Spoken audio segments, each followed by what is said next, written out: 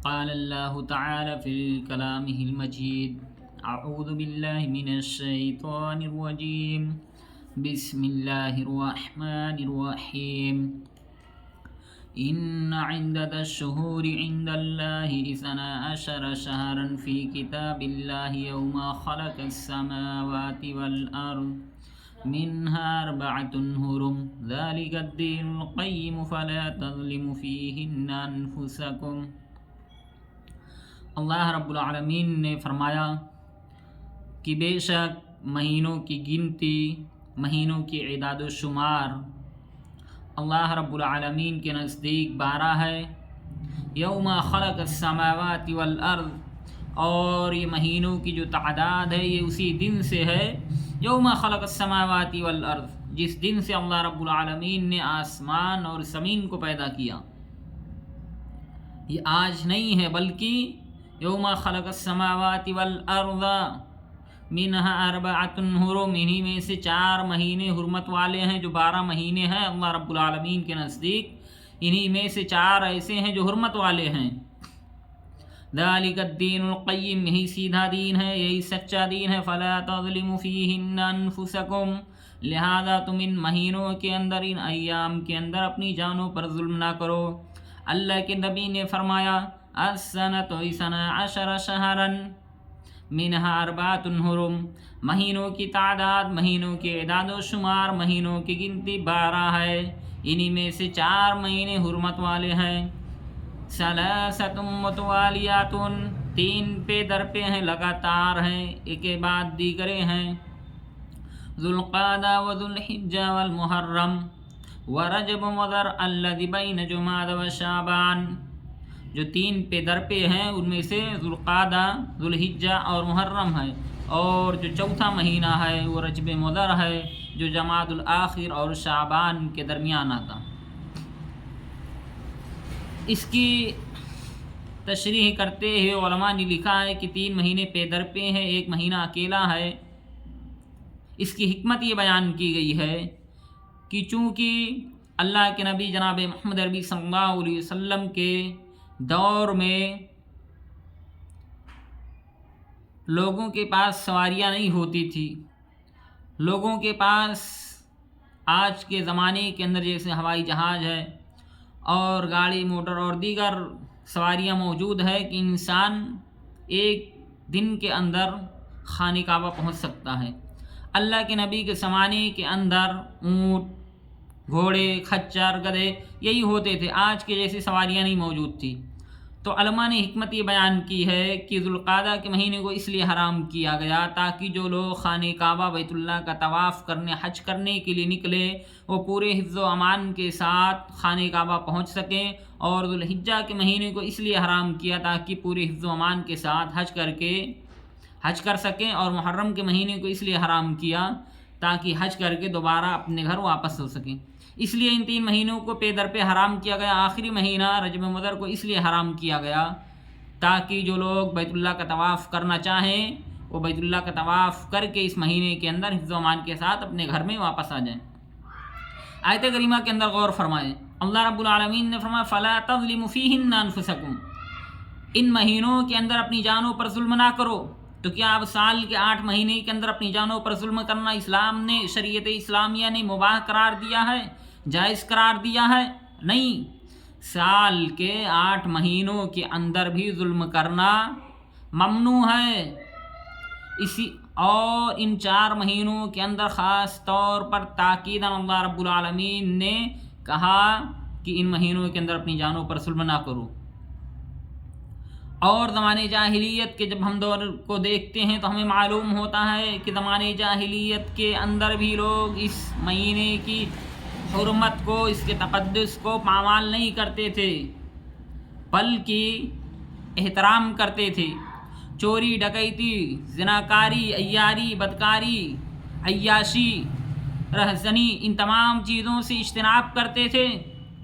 یہاں تک کہ جو لوگ حج کے لیے اپنی جانور کو لے کر کے جاتے تھے، اپنی جانور کے گلے کے اندر جوتے کا نچلا والا حصہ لٹکا دیتے تھے تاکہ معلوم ہوتا تھا، یہ نشاندہی ہوتی تھی کہ یہ جانور اللہ رب العالمین کے راہ میں ذبح کرنے کے لیے جا رہا ہے، تو اس وقت کے جو چور اور ڈاکو رہتے تھے وہ بھی اسے نہیں لوٹتے تھے، اس جانور کو نہیں ہڑپ لیتے تھے، اور راستے میں جو چراگاہیں آتی تھی اگر وہ جانور چر بھی لیتا تھا، کچھ کھا لیتا تھا اس جگہ سے، تو جس کا وہ چراگاہ رہتا تھا وہ بھی اسے نہیں مارتا تھا۔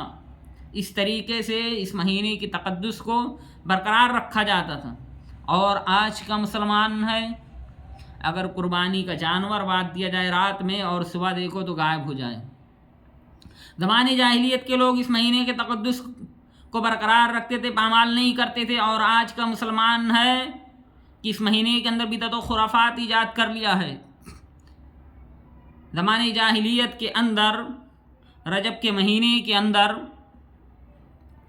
لوگ جانور کو اللہ رب العالمین کے علاوہ بتوں کے نام پر ذبح کرتے تھے، اللہ رب العالمین کے نام پر ذبح نہیں کرتے تھے۔ حضرت ابو ہریرہ رضی اللہ تعالیٰ عنہ کہتے ہیں کہ اللہ کے نبی نے فرمایا لا فرع ولا تیرتا، اسلام کے اندر نہ فرع جائز ہے اور نہ تیرہ۔ فرع کہتے ہیں جانور کے اس پہلے بچے کو جو بت کے نام پر ذبح کیا جاتا تھا، بت کے نام پر چھوڑ دیا جاتا تھا، جب بڑا ہو جاتا تھا اسے ذبح کیا جاتا تھا۔ عتیرہ کہتے ہیں اس جانور کو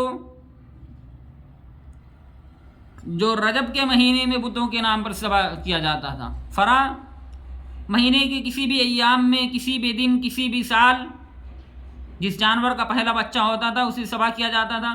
عتیرہ رجب کے مہینے میں بت کے نام پر ذبح کیا جاتا تھا، جبکہ اللہ رب العالمین نے فرمایا حرمت علیکم المیتۃ والدم ولحم الخنزیر، اللہ رب العالمین نے فرمایا حرمت علیکم المیتۃ والدم ولحم الخنزیر وما اہل لغیر اللہ بہ والمنخنقۃ والموقوذۃ والمتردیۃ والنطیحۃ وما اکل السبع الا ما ذکیتم وما ذبح علی النصب وان تستقسموا بالازلام۔ اللہ رب العالمین نے کہا حرمت علیکم، تمہارے اوپر حرام ہے، المیتۃ مردہ جانور، والدم بہتا ہوا خون، ولحم الخنزیر سور کا گوشت، وما اہل لغیر اللہ بھی، اور وہ جانور بھی حرام ہیں جن پر اللہ رب العالمین کے نام کے علاوہ کسی اور کا نام لے کر کے ذبح کیا جائے۔ والمنخنقۃ، اور جو گلا گھونٹ کر مر جائے، والموقوذۃ، جو چوٹ لگ کر مر جائے، والمتردیۃ، جو گر کر مر جائے، والنطیحۃ، جو سینگ لگ کر مر جائے، وما اکل السبع الا ما ذکیتم، اور وہ جانور جس کو درندے پھاڑ کھانے والے درندے شکار کر لیں، الا یہ کہ مرنے سے پہلے تم ذبح کر لو۔ وما ذبح علی النصب، جو آستانوں پر چڑھائے جائیں، وَأَن تَسْتَقْسِمُوا بِالْأَزْلَامِ، جو درباروں اور مزاروں پر چڑھا جائیں، ذَلِكُمْ فِسْقٌ، یہ گناہ کا کام ہے، یہ حرام ہے۔ آیت کریمہ کے اندر غور فرمائیں، اللہ رب العالمین نے کہا حرام ہے، جیسے سور کا کھانا حرام، جیسے وہ جانور حرام جس سینگ لگ کر مر جائے، جیسے وہ جانور حرام جو گر کر مر جائے، جیسے وہ جانور حرام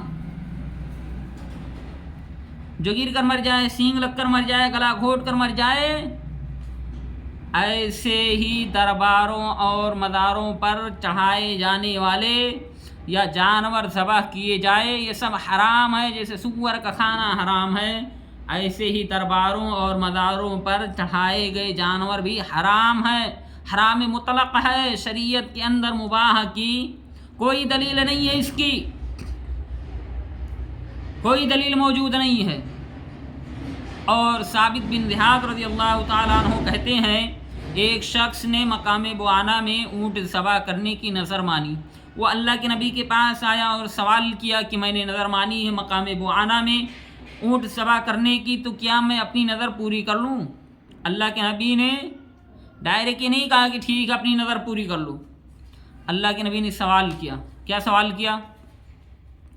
هل كان فيها وثن من اوثان الجاہلیت یعبد، کیا زمانے جاہلیت کے بتوں میں سے وہاں کوئی بت پایا جاتا تھا، کسی بت کی یعبد و عبادت کی جاتی تھی؟ زمانے جاہلیت کے اندر جو بت تھے ان بت میں سے کوئی ایک بت وہاں پایا جاتا تھا جس کی لوگ عبادت کرتے تھے؟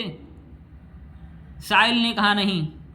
اللہ کے نبی نے دوبارہ سوال کیا، هل كان فيها عيد من اعيادهم، کیا زمانے جاہلیت کے عیدوں میں سے، عرس و تقریب میں سے کوئی عرس، کوئی میلہ، کوئی ٹھیلا، کوئی عید لگتی تھی وہاں؟ انہوں نے کہا نہیں۔ اللہ کے نبی نے کہا، اوفی بنذرک فإنہ لا وفاء لنذر فی معصیت اللہ ولا فیما لا یملک ابن آدم، جاؤ اپنی نظر پوری کر لو، جاؤ اپنی نظر پوری کر لو۔ فإنہ لا وفاء لنذر فی معصیت اللہ، اس لیے کہ اللہ کی معصیت میں، اللہ کی نافرمانی میں نظر پوری کرنا جائز نہیں ہے۔ ولا فیما لا یملک ابن آدم، اور ابن آدم، آدم کی ذریت، آدم کی اولاد، وہ بھی نظر پوری نہیں کر سکتی جو بھی اس کی استطاعت کے اندر نہ ہو۔ دو چیزیں اس حدیث سے معلوم ہوا، پہلی تو یہ کہ اگر اللہ کے نام پر بھی اگر ذبح کیا جا رہا ہے اور ایسی جگہ پر ذبح کیا جا رہا ہے جہاں اللہ رب العالمین کے علاوہ کسی اور کی عبادت کی جاتی ہو، وہ بھی حرام ہے۔ اسی طریقے سے دوسرا مسئلہ یہ سمجھ میں آیا کہ انسان کے اختیار میں، انسان کے بس میں جو چیز ہے اسی کی نظر شریعت نے بھی جائز قرار دیا۔ انسان کے بس میں جو نہیں ہے اس کی نظر نہ مانی جائے نہ پوری کی جائے، پوری تو کر ہی نہیں سکتے جب انسان کے بس کے اندر نہ ہو۔ تو آیت کریمہ اور حدیث نبویہ سے کیا معلوم ہوا کہ اللہ رب العالمین کے نام کے علاوہ بھی اگر جانور ذبح کیا گیا ہے تو وہ بھی حرام ہے۔ اللہ رب العالمین کا نام لے کر کے آستانوں اور مزاروں اور درگاہوں پر جو جانور ذبح کیا جاتا ہے وہ بھی حرام ہے، وہ بھی حرام ہے، شریعت کے اندر جائز نہیں ہے، مباح نہیں ہے، شریعت کے اندر ایک بھی دلیل نہیں ملتی، ایک بھی دلیل نہیں ملتی۔ جانور کا ذکر آیا ہے، اب اس دور حاضر میں جانور کو چھوڑ کر کے بقیہ جو چیزیں چڑھائی جاتی ہے، چاہے مٹھائی ہو، چادر ہو، یا کوئی اور اشیاء ہو، کوئی اور شے ہو، کوئی اور چیز ہو، وہ بھی اسی حکم میں داخل ہے، وہ بھی حرام ہے، حرام مطلق ہے۔ تو کیا معلوم ہوا کہ جو پیر اور جمعرات کے دن مزاروں پر لال والا مرغا چڑھتا ہے، دیسی مرغا، یہ حرام ہے۔ جو تبرک کے نام پر مٹھائیاں چڑھائی جاتی ہیں، مٹھائیاں تقسیم کی جاتی ہیں، مٹھائیاں بانٹی جاتی ہیں، یہ بھی حرام ہے۔ غیروں نے مورتیوں پر چڑھایا، اس کو پرساد کا نام دے دیا۔ آج کا پکا اور سچا مسلمان درباروں پر چڑھایا، مزاروں پر چڑھایا، آستانوں پر چڑھایا، اسے تبرک کا نام دے دیا۔ اور اللہ کے نبی نے کیا کہا تھا؟ من تشبہ بقوم فہو منہم، جس نے جس کی مشابہت اختیار کی کل قیامت کے دن اسی کے ساتھ ہوگا۔ اب مشابہت غیروں کا اختیار کرو گے، غیروں کے ساتھ جو اللہ کے ساتھ شرک کر رہے ہیں، علی اعلانیہ اللہ رب العالمین سے شرک کے نام پر جنگ کر رہے ہیں، جب ان کی مشابہت اختیار کرو گے تو شہداء کے ساتھ ہمارا حساب و کتاب ہوگا، صحابہ کرام کے ساتھ ہمارا حساب و کتاب ہوگا، ہمارا کتاب صالح لوگوں کے ساتھ ہوگا، ہمارا حساب متقین کے ساتھ ہوگا، ہمارا حساب تقوی شعار لوگوں کے ساتھ ہوگا؟ نہیں ہوگا۔ ایسے لوگوں کے ساتھ ہمارا حساب و کتاب نہیں ہوگا، بلکہ جن کی مشابہت اختیار کریں گے انہی کے ساتھ ہمارا حساب و کتاب ہوگا، انہی کے ساتھ ہمارا حساب و کتاب ہوگا۔ لہذا ہمیں چاہیے کہ ان درگاہوں پر، ان مزاروں پر جو قبروں کے اندر مدفون ہیں، ان کے نام پر نہ جانور ذبح کریں، نہ وہاں پر جائیں، نہ نظر و نیاز پیش کریں، نہ جانور ذبح کریں، نہ اولادیں مانگیں، نہ منتیں پوری کریں، کچھ بھی نہیں کریں۔ یہ سب اسلام کے اندر شرک ہے، حرام ہے، بچنا چاہیے اس سے ہر مسلمان۔ اب ماہ رجب کے اندر، زمانے جاہلیت کے اندر لوگ جانور ذبح کرتے تھے، اسے عتیرہ کا نام دیتے تھے۔ آج کے مسلمانوں نے وہ صرف جانور ذبح کرتے تھے، آج کے مسلمانوں نے کئی ساری بدعت و خرافات ایجاد کر لی۔ پہلا بدعت کیا ہے؟ صلاۃ الرغائب۔ صلاۃ الرغائب کے نام سے پہلی بدعت جو ایجاد ہوئی ہے، کئی ساری ہیں، انشاءاللہ میں ایک کے بعد دوسرا رکھوں گا۔ پہلا کیا ہے؟ صلاۃ الرغائب۔ صلاۃ الرغائب کیا ہے؟ آئیے دیکھتے ہیں۔ صلاۃ الرغائب اللہ کے نبی جناب محمد عربی صلی اللہ علیہ وسلم کی طرف منسوب کر کے کہتے ہیں، کیا کہتے ہیں؟ صلاۃ الرغائب کے تعلق سے رجب و شہر اللہ، یہ اللہ کے نبی کی طرف منسوب کر کے کہہ رہے ہیں کہ اللہ کے نبی گویا کہ یہ کہہ رہے ہیں رجب و شہر اللہ و شعبان و شہری و رمضان و شہر و امتی، کہ رجب شہر اللہ اللہ کا مہینہ ہے، و شعبان و شہری، اور شعبان کا مہینہ میرا مہینہ ہے۔ یہ منسوب کرنے والے، گڑھنے والے یہ کہہ رہے ہیں کہ اللہ کے نبی یہ کہہ رہے ہیں، کیا کہہ رہے ہیں؟ و شعبان و شہری، اللہ کے نبی کہتے ہیں کہ شعبان کا مہینہ میرا مہینہ ہے، و رمضان و شہر و امتی، اور رمضان کا مہینہ میری امت کا مہینہ ہے۔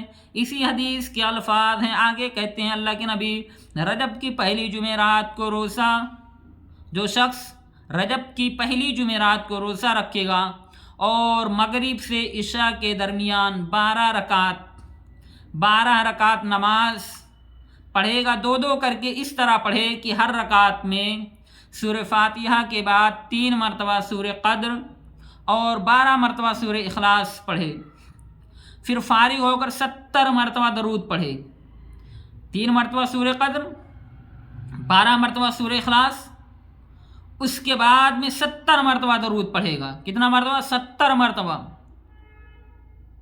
پھر سجدے میں جائے گا، اس کے بعد میں کیا پڑھے گا؟ سبوح قدوس رب الملائکۃ والروح، یہ دعا کتنی مرتبہ پڑھے گا؟ 70 مرتبہ۔ پھر اس کے بعد سر اٹھا کر یہ دعا پڑھے، رب اغفر وارحم وتجاوز عما تعلم انک انت العزیز العظیم۔ یہ دعا کب پڑھے گا؟ جب سجدے سے اٹھے گا تب اتنی لمبی دعا پڑھے گا، اور کتنا مرتبہ پڑھے گا؟ 70 مرتبہ دعا پڑھے گا۔ پھر دوسرا سجدہ بھی اسی طریقے سے کرے گا، اور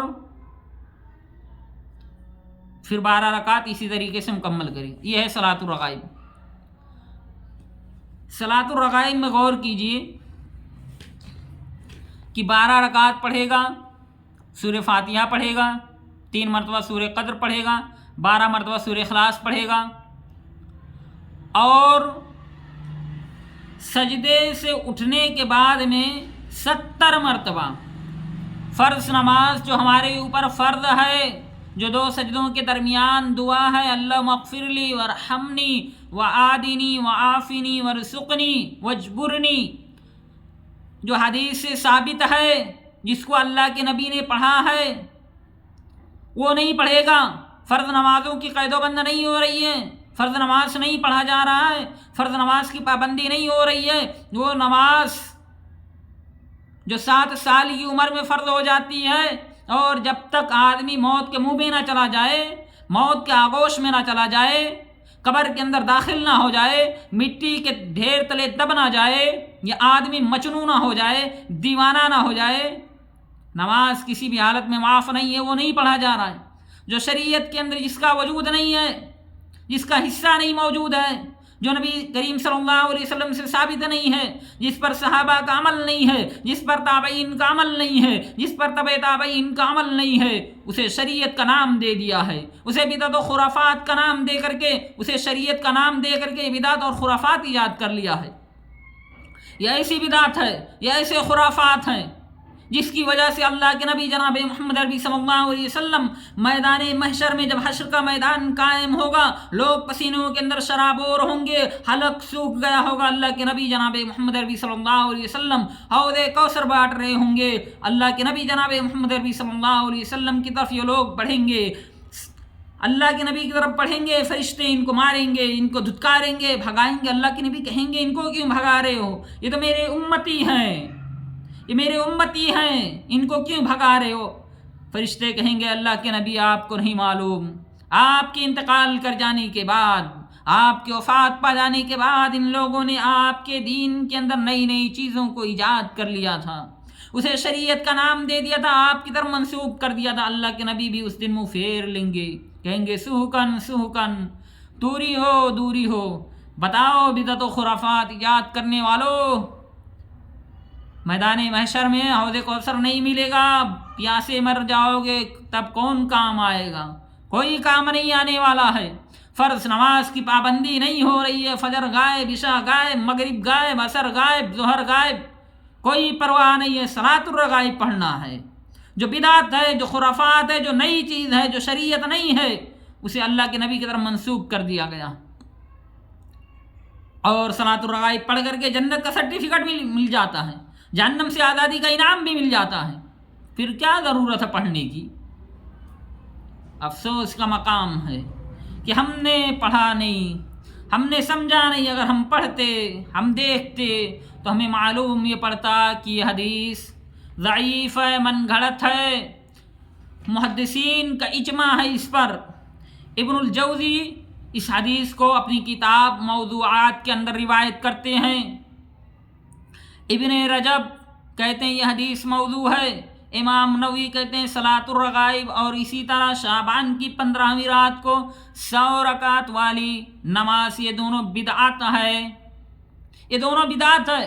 اگرچہ قوت القلوب اور احیاء علوم الدین کے اندر اس حدیث کو ذکر کیا گیا ہے، اگرچہ ذکر کیا گیا ہے، مگر یہ حدیث موضوع ہے، من گھڑت ہے۔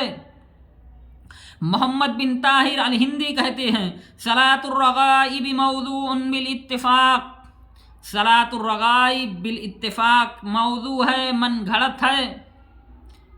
امام شوکانی کہتے ہیں قد اتفق الحفاظ علی انها موضوعۃ، حفاظ کا، اہل علم کا اس بات پر اتفاق ہے کہ صلاۃ الرغائب موضوع ہے، یعنی من گھڑت روایت ہے۔ مولانا عبدالحی لکھنوی کہتے ہیں ان حدیث صلاۃ الرغائب موضوع بالاتفاق اکثر المحدثین او کلہم ولا عبرت بمن خالفهم کانما من کان۔ عبدالحی لکھنوی کہتے ہیں ان حدیث صلاۃ الرغائب موضوع، کہ حدیث جو صلاۃ الرغائب کے نام سے یہ موضوع ہے، باتفاق اکثر المحدثین، اکثر محدثین کے نزدیک، او کلہم یا پوری کے نزدیک یہ موضوع ہے، ولا عبرت بمن خالفهم، اور جو لوگ اس کے مخالف ہیں وہ دلیل نہیں ہیں، کانما من کان، چاہے جو بھی ہوں۔ معلوم کیا ہوا میرے بھائی کہ صلاۃ الرغائب موضوع ہے، من گھڑت روایت ہے، اللہ کے نبی سے ثابت نہیں ہے، صحابہ کا اس پر عمل نہیں ہے، خلفائے راشدین کا اس پر عمل نہیں ہے، عشر مبشرہ بالجنہ کا اس پر عمل نہیں ہے، کسی کا عمل ثابت نہیں ہے۔ تو معلوم کیا ہوا ہے کہ موضوع ہے، من گھڑت روایت ہے، اس سے بچنا چاہیے۔ اور اللہ رب العالمین نے جو 5 وقتہ نماز ہمارے اوپر فرض قرار دیا ہے اسے پڑھنا چاہیے، نہ کہ اسے پڑھنا چاہیے۔ اور دوسری بدعت جو اس رجب کے مہینے کے اندر ایجاد کر لیا گیا ہے، روزے کے نام سے روزہ رکھو، بڑا ثواب ہے، بڑا ثواب ہے۔ ابن الجوزی کہتے ہیں ما صح فی فضل رجب وفی صیامہ عن رسول اللہ صلی اللہ علیہ وسلم شیء۔ ابن الجوزی کہتے ہیں ما صح فی فضل رجب، رجب کی مہینے کے اندر روزے رکھنے کی کوئی بھی فضیلت اللہ کے نبی سے ثابت نہیں ہے، ثابت نہیں ہے۔ رجب کے اندر روزے رکھنے کی کوئی فضیلت اللہ کے نبی سے ثابت نہیں ہے۔ فضیلت جو ثابت ہے، محرم کے مہینے کے اندر روزہ رکھو، یوم عرفہ کا روزہ رکھو، یہ روزے رکھو جو شریعت سے ثابت ہے۔ رمضان المبارک کے مہینے کا روزہ رکھو جو تمہارے اوپر فرض ہے، وہ ہم سے نہیں رکھا جاتا۔ اس مہینے کی بھوک اور پیاس کی شدت ہم سے برداشت نہیں ہوتی، جو بدعت ہے، جو خرافات ہے، اس کے اندر روزہ رکھیں گے۔ لہذا اس مہینے کے اندر روزہ نہیں رکھنا چاہیے، ان بدعت و خرافات سے بچنا چاہیے، جس کے کرنے پر ہمیں ثواب نہیں، ہم گناہ کے مستحق ہوں گے۔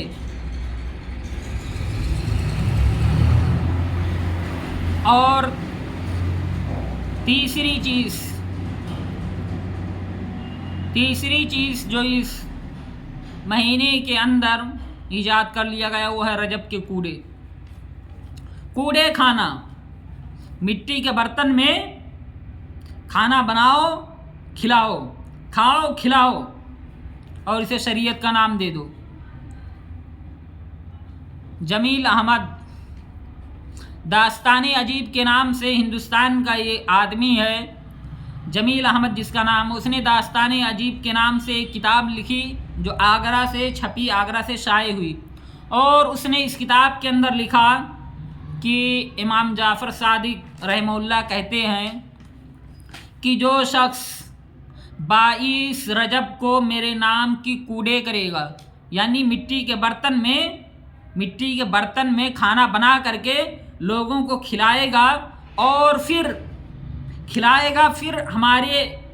ہماری طرف منسوب کر کے، یعنی ہمارا وسیلہ لگا کر کے جو دعا کرے گا وہ پوری ہو جائے گی، اور اگر دعا نہیں قبول ہوئی تو میدان محشر میں کل قیامت کے دن ہمارا دامن پکڑ کے جنت میں جائے گا، نعوذ باللہ من ذالک۔ وہ جمیل احمد اپنی طرف سے منسوب کرتا ہے، کون کرتا ہے یہ منسوب؟ یہ رافضی شیعہ عقیدہ کے حامل افراد، جبکہ 22 رجب کو اگر تاریخ کے صفحات کو پلٹا جائے، غور و خوض کیا جائے، تاریخ کے پنوں کو دہرایا جائے، پڑھا جائے، مطالعہ کیا جائے، تو معلوم ہوتا ہے کہ اس دن نہ اس کی وفات ہوئی نہ ولادت ہوئی، یہ شیعہ عقیدہ کے حامل افراد، انہوں نے امیر معاویہ رضی اللہ تعالی عنہ کی وفات پر اس چیز کو منسوب کر دیا۔ امیر معاویہ رضی اللہ تعالی عنہ کی وفات 22 رجب کو ہوئی، انہوں نے امام جعفر صادق کا نام تو دیا مگر ٹارگیٹ ان کو کیا، ان کے نام پر یہ جشن مناتے ہیں، ان کے نام پر یہ شیعہ عقیدہ کے حامل افراد جشن منانے کے لیے کوڑے کا نام دے دیا اور امام جعفر صادق کی طرف منسوب کر دیا۔ شریعت کے اندر حرام ہے، اس قسم کی بدعات شریعت کے اندر جائز نہیں ہے، لہذا ہمیں چاہیے کہ ان بدعت و خرافات سے بچیں، اور اللہ رب العالمین نے جن چیزوں کو کرنے کا حکم دیا ان کو بجا لایا جائے، قرآن و حدیث پر عمل کیا جائے، اور یاد رکھو کل محدثۃ بدعہ وکل بدعۃ ضلالہ وکل ضلالۃ فی النار، ہر نئی چیز گمراہی ہے، اور گمراہی بدعت ہے، اور بدعتی کا ٹھکانہ جہنم ہے۔ لہذا شریعت نے جس چیز کی حد بندی کر دی ہے اسی حدود میں رہ کر کے عمل کیا جائے، نہ کہ خواہشات کی اتباع کی جائے، نہ کہ من مرضی چلائی جائے، نہ کہ جنسی خواہشات کی اتباع کی جائے۔ ہمارا کوئی اختیار ختم ہو جاتا، قرآن اور حدیث نصوص جس بات پر دلالت کریں گے، ایک مومن کا مومنانہ کردار یہ ہونا چاہیے جس نے اللہ کے نبی جناب محمد عربی صلی اللہ علیہ وسلم کی امامت اور رسالت کا اقرار کیا، اس کا عمل یہ ہونا چاہیے کہ ہمارا عمل وہی ہوگا، ہم اسی پر عمل کریں گے جو قرآن اور حدیث سے ثابت ہے، اکابر کی نہیں مانیں گے۔ قل ہاتوا برہانکم ان کنتم صادقین، اگر صلاۃ الرغائب درست ہے، روزہ رکھنا درست ہے، کوڑے کرنا درست ہے، ہاتوا برہانکم ان کنتم صادقین، سچے ہو دلیل لا کر کے دے دو۔ اگر ثابت ہے قرآن کے کسی آیت سے، کسی حدیث کی کتاب سے، کسی علماء کے اجماع سے ثابت لا کر کے دے دو، ماننے کو تیار ہیں، عمل کرنے کو تیار ہیں، سر تسلیم خم کرنے کو تیار ہیں، مگر ثابت ہونا چاہیے۔ منمانی نہیں چلے گی، منمانی نہیں چلے گی، خواہشات کے مطابق، مرضی کے مطابق نہیں چلے گا، لا کر کے دے دو اگر دلیل ہے تو۔ لیکن افسوس کا مقام ہے میرے بھائی کہ آج مسلمانوں کے یہاں ساری بدعت و خرافات پائی جاتی ہے، اور ہم جیسے نام نہاد مسلمان اس پر عمل بھی کرتے ہیں۔ شریعت نے جس چیز کو کرنے کو کہا وہ ہم سے کیا نہیں جاتا ہے، اس پر ہم عمل پیرا نہیں ہو پاتے ہیں، اسے ہم اپنی عملی زندگی کے اندر نافذ نہیں کر پاتے ہیں، مگر شریعت نے جن چیزوں کو روکا ان چیزوں کو ہم بڑے ہی خوش و خرم کے ساتھ، بڑے ہی جوش اور جذبے کے ساتھ بہت ہی ولولے انگیز میں ہم کرتے ہیں. اس پر ثواب نہیں، الٹا ہمیں گناہ ملے گا، گناہ. لہذا ہمیں چاہیے کہ ان خرافات سے بچیں. اسی میں ہماری کامیابی ہے، اسی میں ہماری نجات ہے، دنیا کی اور آخرت کی. اور یہ آستان، یہ مزار، یہ درگاہ، یہ چبوترے، یہ تیجا، یہ فاتحہ، یہ درود، یہ سب اسلام کے اندر حرام ہے. آج کے مسلمان کے بچوں کو قرآن اور حدیث کی تعلیم نہیں معلوم، مگر انہیں اتنا معلوم ہے کہ جو فاتحے کا مخالف ہو، جو درود کا مخالف ہو، جو تیجے کا مخالف ہو، جو چلیسوے کا مخالف ہو، جو قبر پر جانے کا مخالف ہو، جو عرسوں میں جانے کا مخالف ہو، جو مزاروں پر جانے کا مخالف ہو، جو عرسوں کے اندر جانے کا مخالف ہو، جو چبوترے کا مخالف ہو، جو غیر اللہ سے مانگنے کے مخالف ہو، جو مزاروں پر جا کر کے نظر و نیاز پیش کرنے کے مخالف ہو، جو قبروں پر جا کر کے جانور ذبح کرنے کے مخالف ہو، وہاں بڑا ہے، 24 نمبر ہے، گستاخ رسول ہے. نعوذ باللہ. شریعت پتہ نہیں ہے، اللہ کے نبی کا فرمان معلوم نہیں ہے، مگر یہ ساری چیزیں ضرور معلوم ہیں. پڑھو، قرآن کو پڑھو، حدیث کو پڑھو، معلوم ہوگا شریعت کیا ہے، معلوم ہوگا حق کیا ہے، معلوم ہوگا باطل کیا ہے. وہاں جب تم پڑھو گے، جب تم سمجھو گے، غور و فکر کرو گے، تدبر و تفکر کرو گے، تمہارے اندر غلط اور صحیح کی تمیز معلوم ہو جائے گی. تمہیں حق و باطل کے درمیان امتیاز حاصل ہو جائے گا، فرق کرنے کا سلیقہ اور طریقہ معلوم ہو جائے گا. پڑھو، سمجھو، اور جہاں نہیں سمجھ میں آئے علماء سے استفادہ کرو. ضرورت اس بات کی میرے بھائی کہ ان بدعت و خرافات سے بچا جائے. اللہ رب العالمین سے دعا ہے کہ باری الہ ہم تمام لوگوں کو ماہ رجب کے اندر ہونے والی بدعت و خرافات اور ان مہینوں کے علاوہ، اس مہینے کے علاوہ دیگر کسی مہینے کے اندر اور دیگر بدعت و خرافات سے ہمیں بچنے کی توفیق عطا فرما. آمین. تقبل یا رب العالمین.